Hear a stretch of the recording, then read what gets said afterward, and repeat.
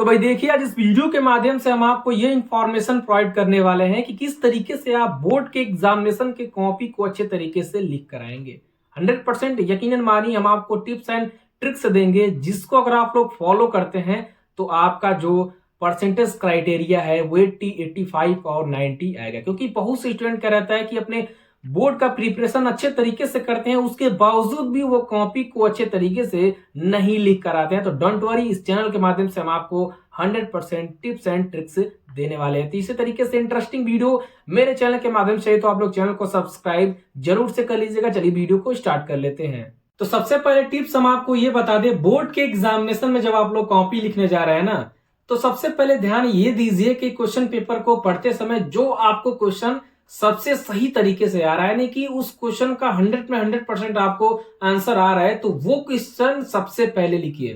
क्योंकि इससे क्या होगा कि जब आप उस क्वेश्चन को पहले लिखेंगे, फर्स्ट पेज पे लिखेंगे, तो आपके जो एग्जामिनर है वो देख लेंगे कि हाँ, ये बंदा अच्छे तरीके से क्वेश्चन को सॉल्व किया हुआ। क्योंकि first impression is the last impression, यानी कि आपका पहला पेज अच्छे तरीके से होना चाहिए। मीन्स कहने का मतलब ये है कि आपको वही क्वेश्चन सबसे पहले लिखने हैं जो कि आपको अच्छे तरीके से आ रहे हो। दूसरी बात सबसे इंपॉर्टेंट ये है कि आपको वही क्वेश्चंस के आंसर लिखने हैं जो कि क्वेश्चन पेपर में पूछा गया है। बहुत से स्टूडेंट क्या रहता है कि उससे हट के एकदम लिखते हैं, लेकिन आपको हट कर बिल्कुल भी नहीं लिखना है। जो क्वेश्चन जिस सब्जेक्ट से या फिर जिस चैप्टर से जो क्वेश्चन पूछा जा रहा है उसी का आपको आंसर देना है। हाँ, उससे मिलता जुलता रहेगा तो वो चलेगा, लेकिन आप ट्राई कीजिए कि आप उस क्वेश्चन जो क्वेश्चन पूछा जा रहा है उसी से मिलता जुलता आप लोग को आंसर लिख कर। तीसरा पॉइंट कि आपको क्या होता है कि जब क्वेश्चन पेपर मिलता है तो उसमें क्या होता है कि ऑप्शन दिए रहते हैं क्वेश्चन में। जैसे कि क्वेश्चन इस तरीके से रहता है कि आपका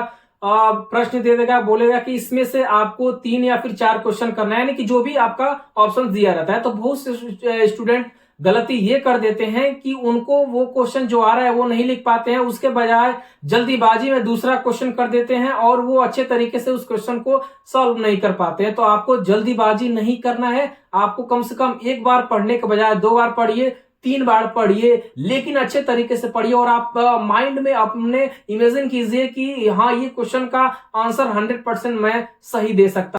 अब सबसे इंपॉर्टेंट पॉइंट कि आपको कोई भी क्वेश्चंस को छोड़कर नहीं आना है। मीन्स कहने का मतलब ये है कि मान लीजिए आपके पेपर में 10 क्वेश्चंस पूछे हैं, तो आप ट्राई कीजिए कि 10 क्वेश्चन हो जाए।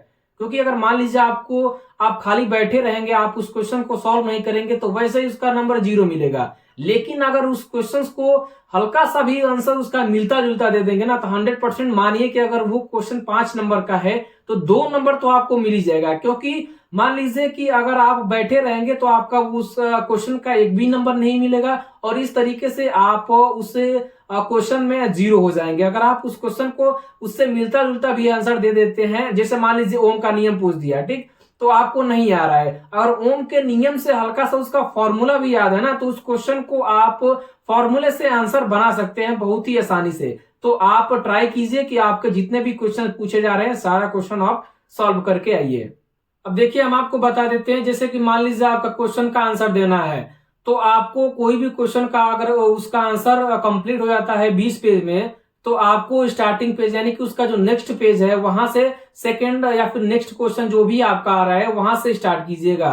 क्योंकि बहुत से स्टूडेंट क्या रहता है कि फर्स्ट क्वेश्चन सॉल्व करते हैं और बीच में खत्म हो जाता है, तो वहीं से नेक्स्ट क्वेश्चन को सॉल्व करना स्टार्ट कर देते हैं। लेकिन आपको ऐसी गलती नहीं करनी है। इससे क्या होगा कि जो एग्जामिनर रहेंगे वो आपके क्वेश्चन यानी कि जो आपका आंसर है उस पर अच्छे तरीके से ध्यान नहीं दे पाएंगे और वो आपका आंसर छूट जाएगा। इसीलिए ये बात अपने दिमाग में जरूर बैठा कर रख लीजिएगा कि जब आप क्वेश्चन को सॉल्व कर रहे हैं, जहां से आपका कंप्लीट हो जा रहा है वो क्वेश्चन, तो उसको छोड़कर नेक्स्ट पेज यानी कि स्टार्टिंग पेज से उसका आपको आंसर देना है। और अगर आप मैथमेटिक्स में क्वेश्चन को सॉल्व कर रहे हैं, तो जब आपका आंसर आ रहा है तो आपको उसको एक बॉक्स बना देना है ब्लैक पेन से, या फिर यानी कि आपको नीले पेन से उसको बॉक्स बना देना। इससे क्या होगा कि आपका आंसर पर भी आपके एग्जामिनर का ध्यान जाएगा और इससे आपका कोई भी क्वेश्चन नहीं आपको छूट पाएगा।